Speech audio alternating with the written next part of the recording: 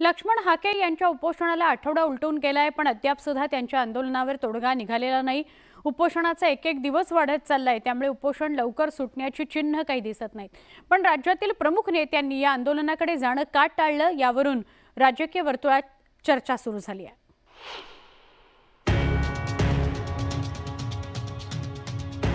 जालन्याच्या वडीगोद्री गावात ओबीसी समाजाचे नेते लक्ष्मण हाके यांनी उपोषण सुरू केले।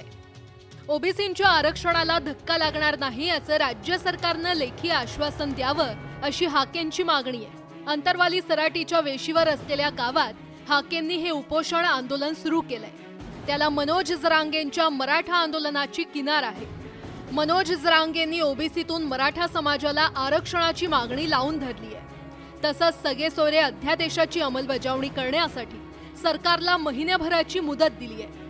जरांगेंच्या आंदोलनानंतर हाकेंनी ओबीसी आरक्षण बचावची हाक दिली आहे। त्याचे राज्यभर पडसाद उमटल्याचं पाहायला मिळालं।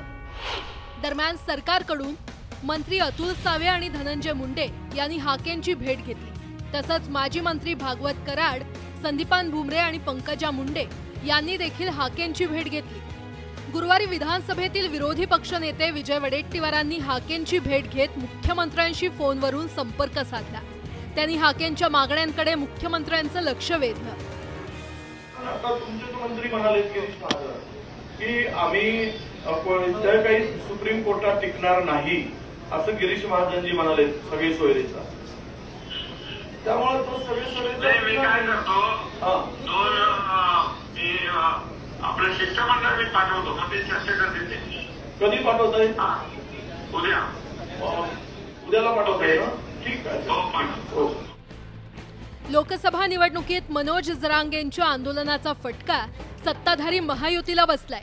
मराठवाड्यात महायुतीच्या दिग्गज नेत्यांना पराभवाचा सामना करावा लागलाय। त्यामुळे आता नेते सावध झालेत। सोल्युशन एकच आहे, केंद्र सरकारने याच्यात पुढाकार घ्यायला पाहिजे।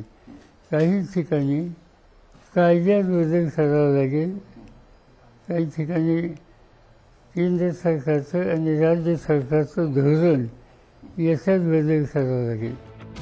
वंचित बहुजन आघाडीचे नेते प्रकाश आंबेडकरांनी हाकेंच्या आंदोलनावरून सत्ताधारी महायुती तसंच महाविकास आघाडीवर जोरदार निशाणा साधलाय। जाणीवपूर्वक आरक्षणाचा वाद चिघळत ठेवल्याची टीका आंबेडकरांनी केली आहे। दोघांनाही एकमेकांशी भिडवत राहणार आणि विधानसभेपर्यंत हे भिडवत राहतील अशी माझी स्वतःची धारणा आहे। त्याचा कुटुंबाची सत्ता ठेवायची असेल तर भिडवले गेलं पाहिजे, पक्षाची सत्ता यायची असेल तर मग सलोख्याची भाषा होती। हा मला वाटतं मूलभूत फरक आहे, तो आपण असा लक्षात घेतला पाहिजे।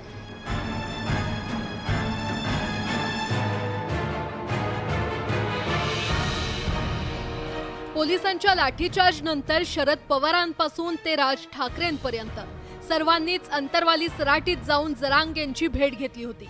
पण आता लक्ष्मण हाकेंच्या उपोषणाला 8 दिवस झाले तरी प्रमुख नेत्यांनी वडीगोद्रीत पायधूळ झाडली नाही।